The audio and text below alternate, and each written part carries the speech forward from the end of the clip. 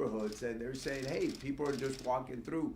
You heard from some of the school officials say, hey, what about our schools? And there have been lockdowns in schools because they're right at the border, and people started just coming through, and they worried about their kids. So, and again, I've always said this, and you've heard me say, you don't have to listen to me.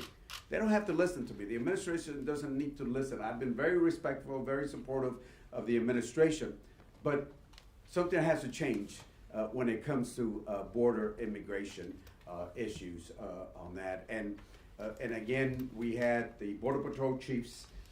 We heard from Chief Ortiz. You heard about how hospitals are overloaded, as Mayor Sainz said. Hey, sometimes you have to pit a undocumented person that goes to the hospital with somebody that lives in Laredo or somewhere else. I mean, you know, there's limited spaces. What do you do? And it's not fair to pit a undocumented person to a U.S. citizen. And, you know, we represent, you know, our residents, the citizens here. So this are, I think, and I'll close on this, and I'll let you talk about the letter. We have a, you know, we put a joint letter together. And I'll let the senator, and I'll follow up on that. But I thought it was important for the senator to hear directly from the communities and how they feel about this. You want to talk about the letter? I do. Thank you very much. And to the members of the press who are here, thank you. This is a story that needs to be covered. If this were the 28th Congressional District, figuratively, the room would be full of folks from all over the world unvaccinated. You would have a hard time moving around. And I don't think people can appreciate what's going on at the border until you listen to the people who live there. So we'll do another phone call, and we're going to stream this one. We're going to find a way so that if you're interested in what's going on at the border, you can hear it from the people who live through it. So what have we come to conclude? Comprehensive immigration reform, in my view, is still very much needed. But you can't legalize people, in my opinion, until you first secure the border. I was involved in the Gang of Eight, and before that with Senator Kennedy, McCain, Kyle, and Salazar in 2008, trying to secure the border, pathway to citizenship for the illegal immigrant population who are non-felons, switching to a merit-based immigration system to help our economy going forward. I still believe that. But the one thing I know you can't do is provide legal status without first fixing the border, because it will create a run on the border like you've never seen before. So this idea of putting DACA in the infrastructure package is a terrible idea until you first fix the border. And I sponsored the DACA bill with Senator Durbin. I've told him I am willing to work on a small deal, medium deal, or large deal, but the first deal is to bring relief and secure the border. So Henry and I have come to conclude it's now time for a new set of eyes on this problem.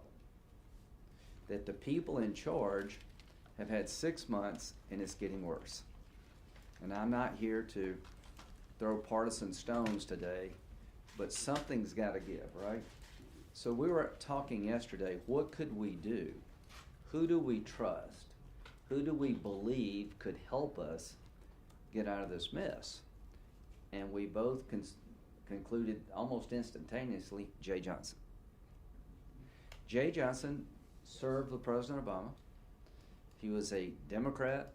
I have a lot of respect for Jay. He was general counsel at DOD, and he dealt with these issues as secretary. So the bottom line for me is that we're urging President Biden to create a special position to bring order to chaos, put somebody in charge whose focus is just on the border and all the problems associated with it, that would have credibility in the eyes of Congress, and that's Jay Johnson.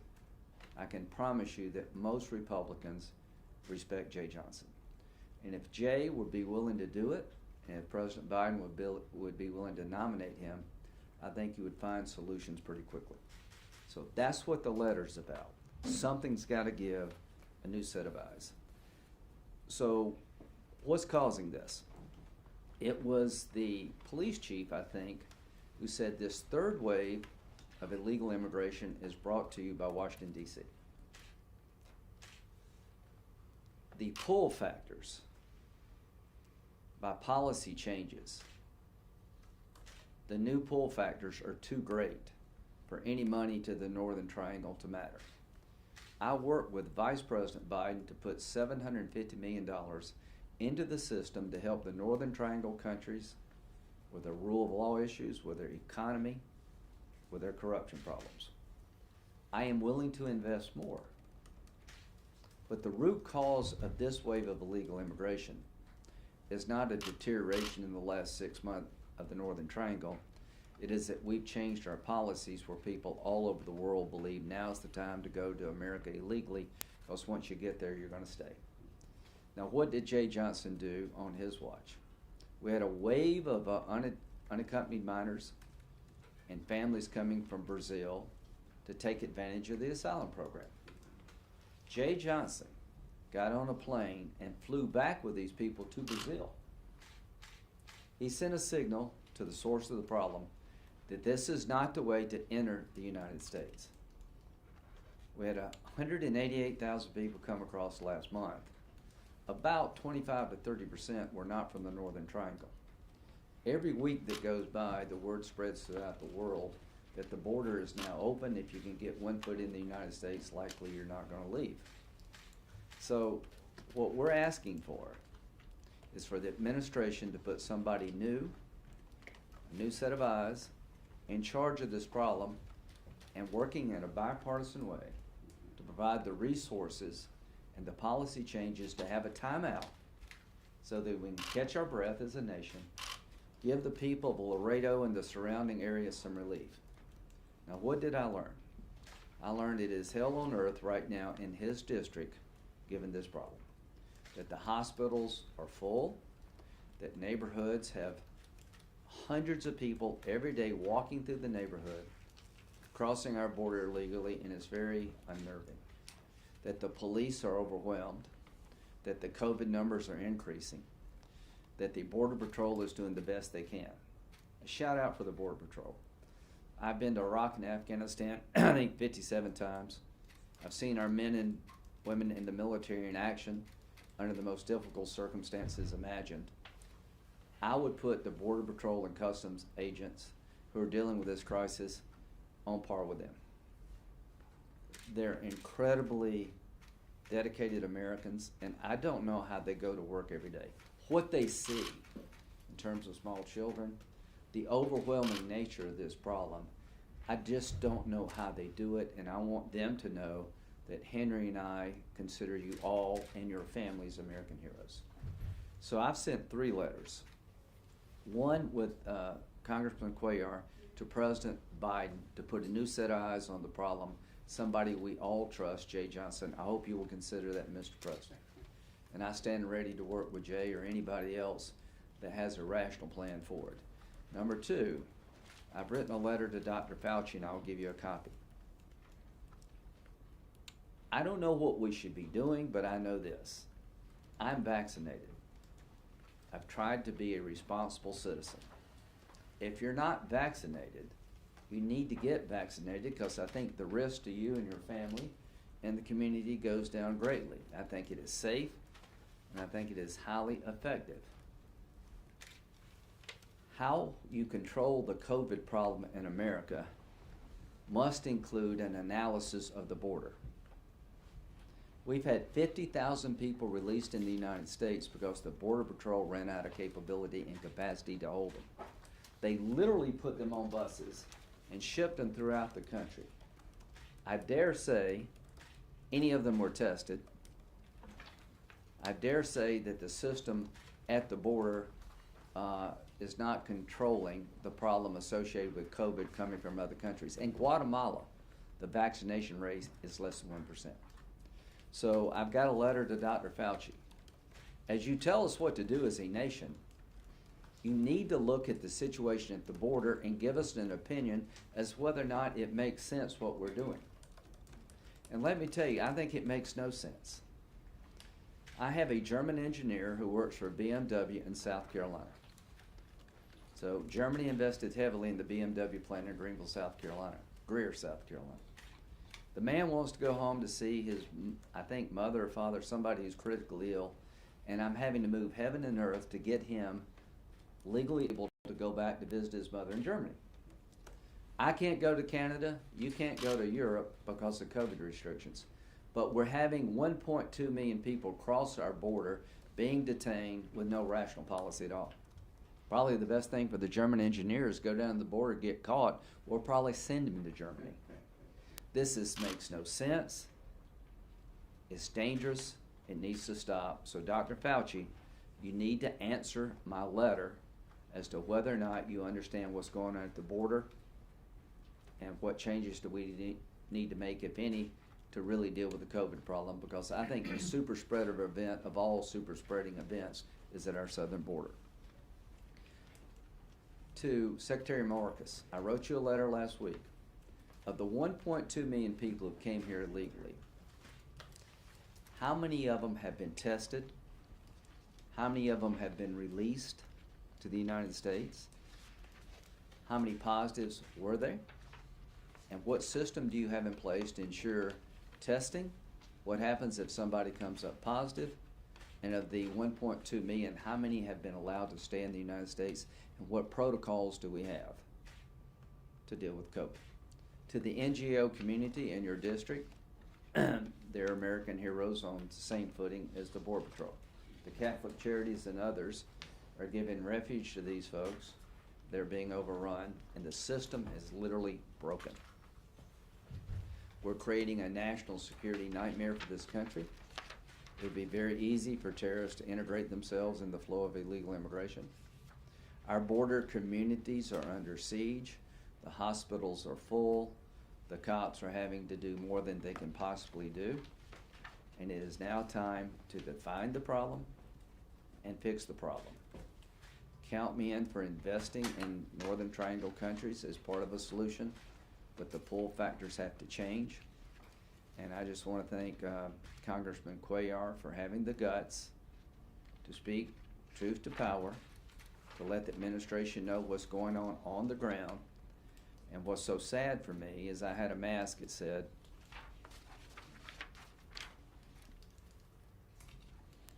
"Mask up the border."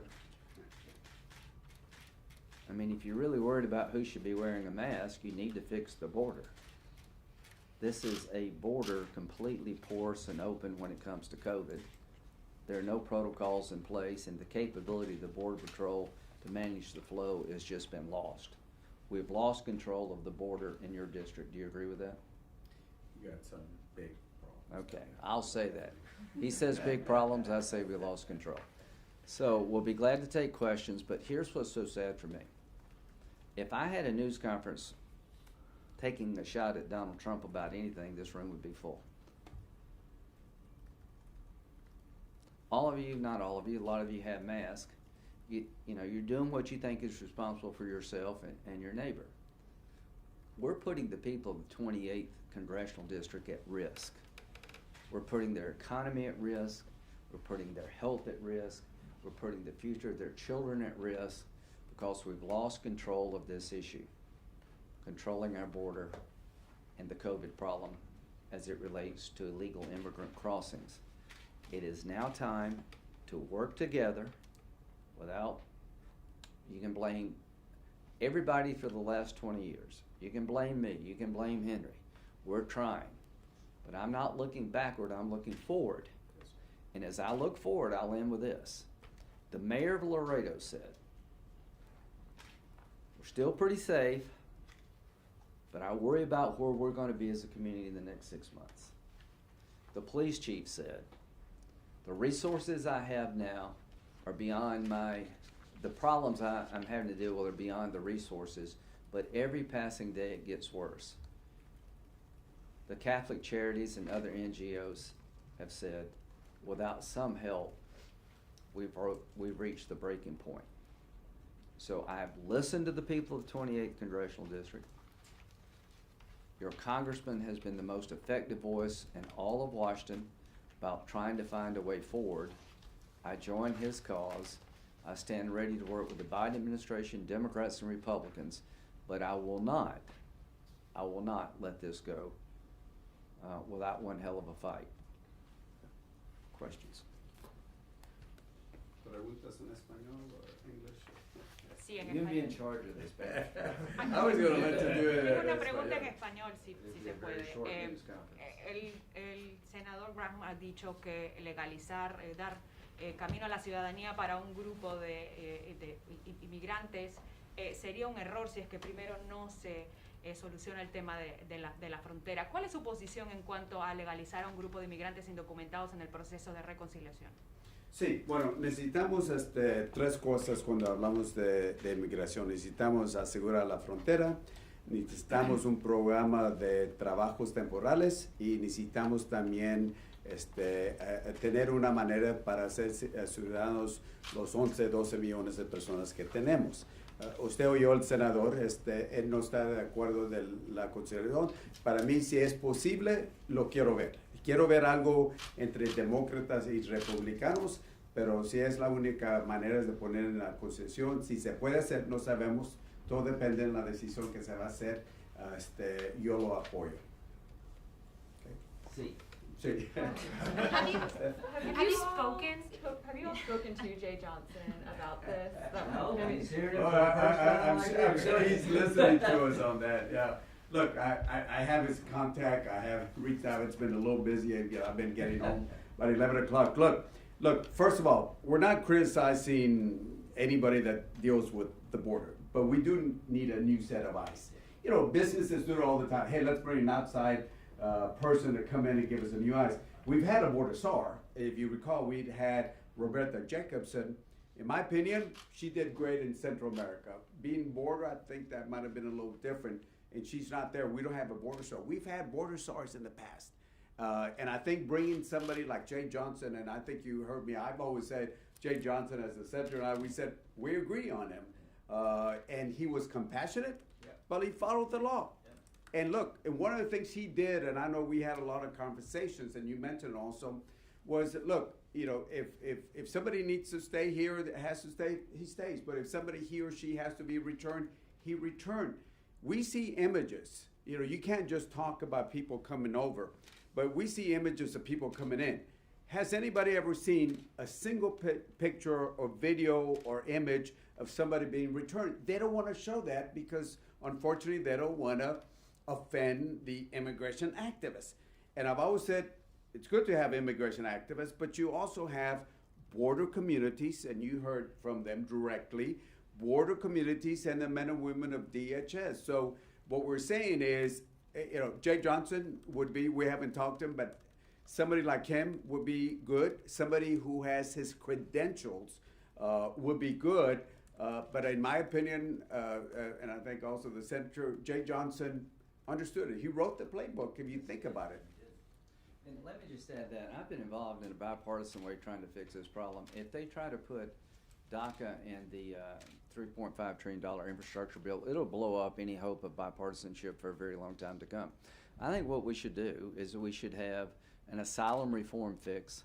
People are coming here. We canceled the Remain in Mexico policy. Now people are coming here, making asylum claims, and they're being released and they don't show up.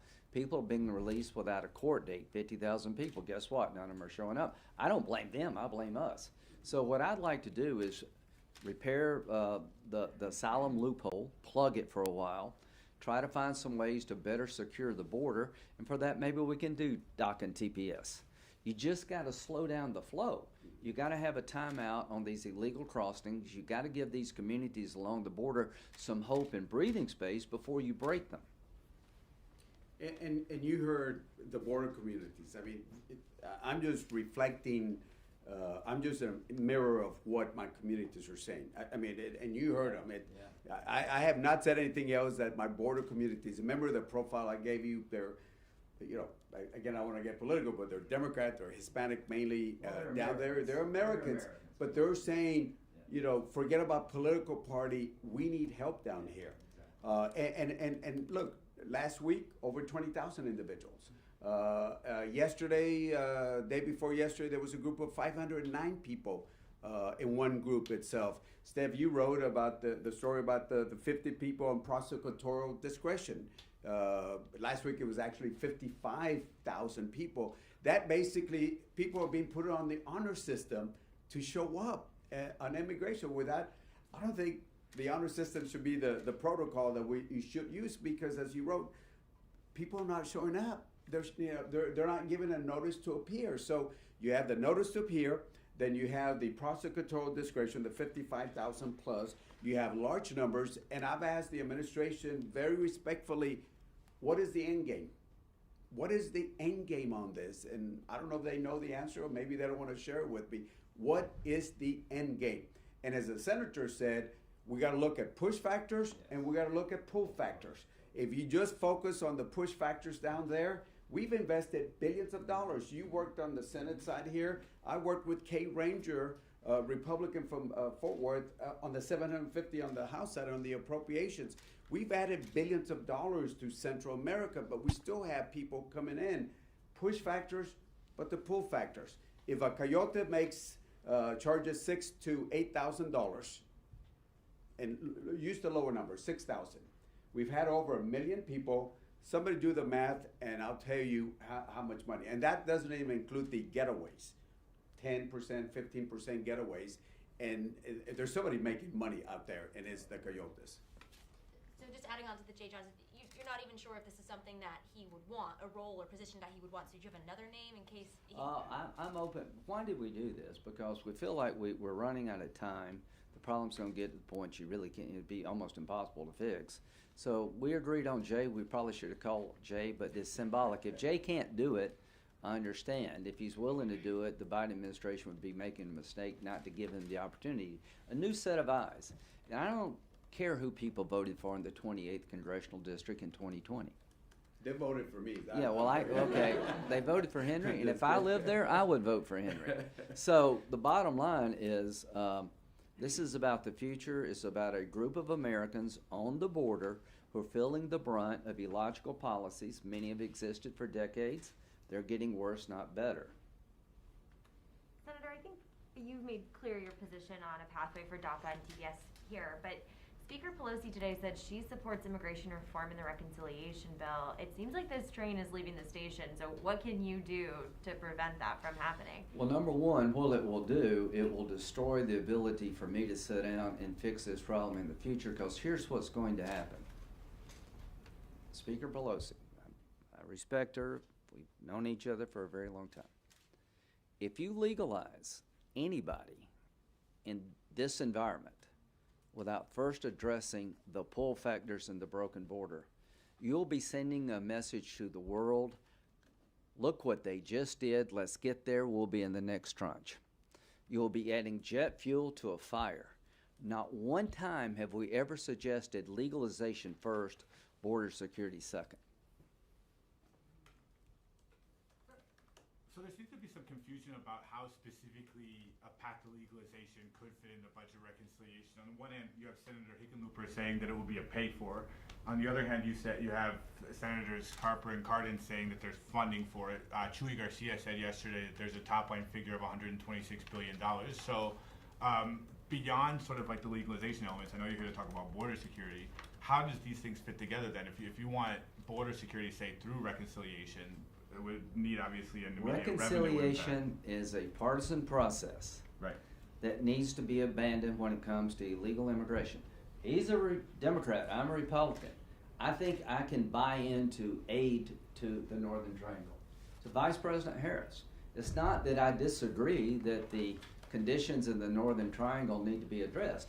Vice President Biden knows very well that I was the go-to Republican to put into the Senate bill, the SBOP bill, a $750 million program to combat corruption, improve the economy, and help deal with the underlying push factors, okay? Count me in for that. But if you just did that and you didn't change the pull factors, more and more people are coming outside Northern Triangle countries. And if you legalize somebody without first dealing with the pull factors, you're going to have a wave of new illegal immigration from all over the world. We have never done legalization then border. So my belief is stop the partisan process for legalization. See if you can find ways to deal with the pull factors sufficient enough to stop future flow. I will deal with the underlying push factors, and we'll have a pathway to citizenship for a group of people that are probably very deserving.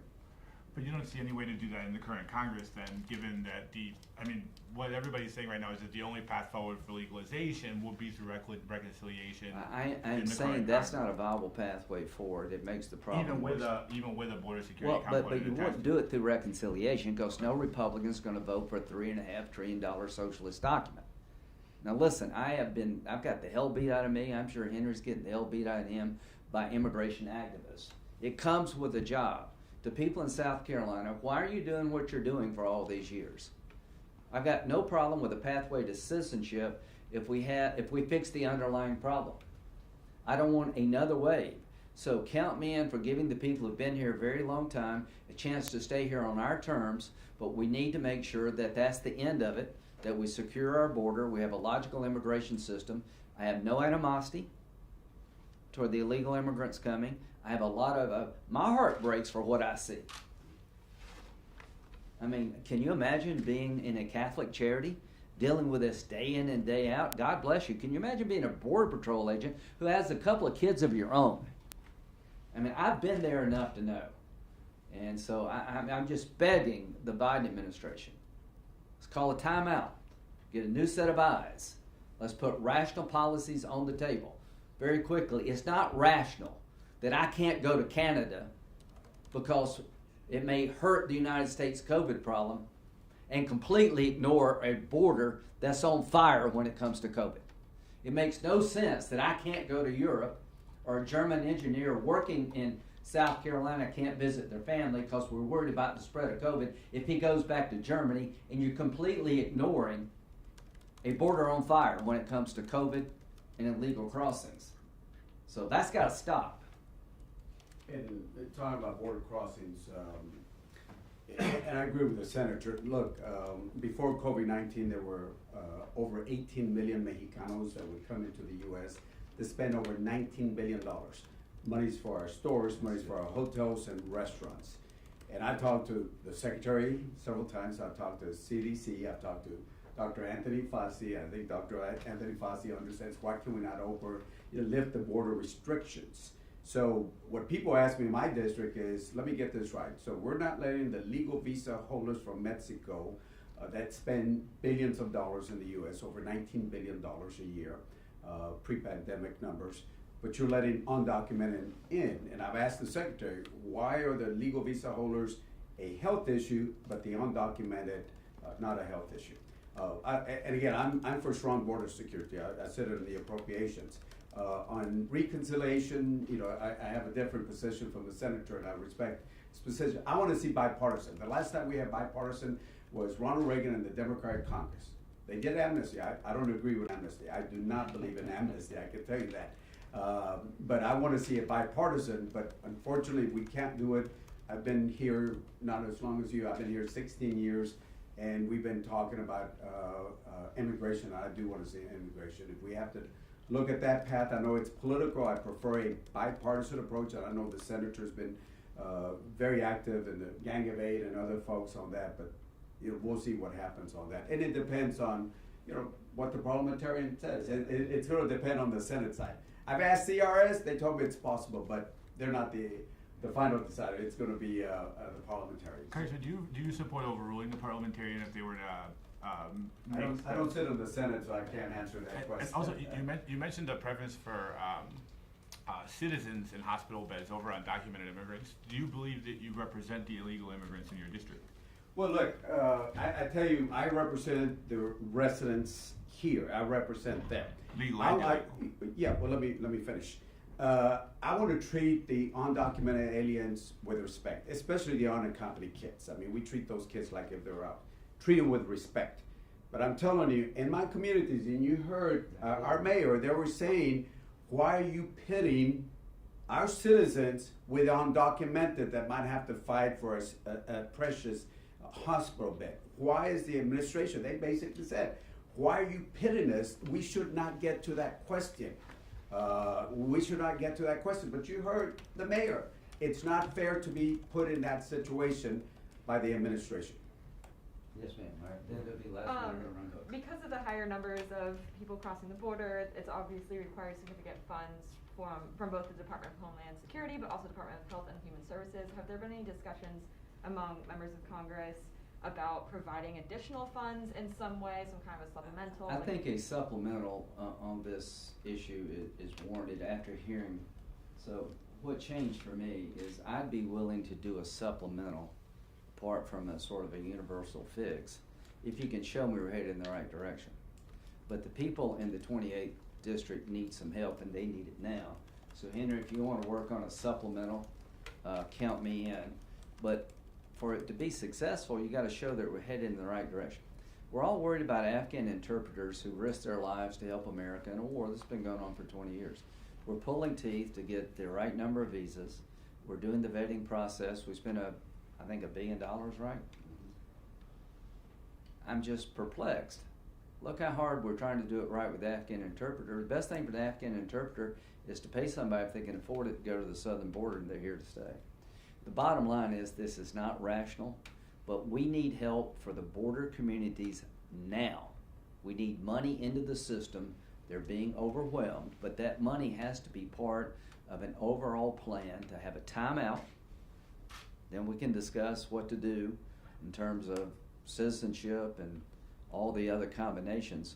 But I just want to let you know, I listened today for about 45 minutes. I didn't realize it was this bad.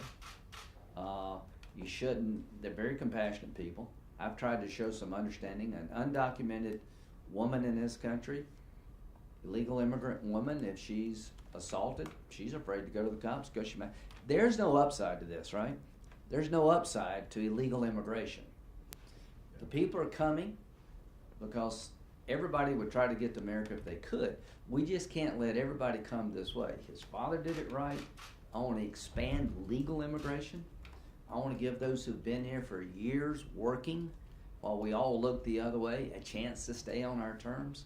But this news conference is about a plea to the administration and the Congress to get a new set of eyes, to work together, not against each other, to fix a problem before it completely gets out of hand. If you lived where Henry lives, if you had to go through what they go through every day, you would be thinking that nobody in this country cares about you. Well, Congressman Cuellar is making it uncomfortable for the rest of us to look the other way. I don't represent Texas. I've talked to Senator Cornyn, I've talked to Senator Cruz. They want to be helpful in their own way. So Henry, if you want to put together a supplemental for border communities, count me in and we'll see if that would be the starting point for a larger conversation. Thank you. Let me just close up and say, Senator, all I have to say, top line, from listening to our border communities, they said, give us a pause, let us catch our breath, we need some help. And we're asking through the letter is, put a new set of eyes, and in a constructive way, somebody that has the experience that can deal with the border. So that's all we're asking for. Thank you so much. Muchas gracias. Hablamos pronto. Thank you very much. Thank you very much.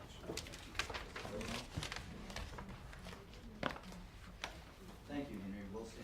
Yes.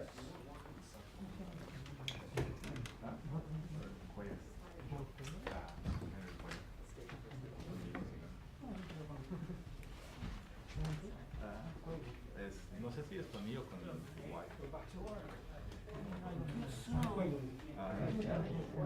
I know.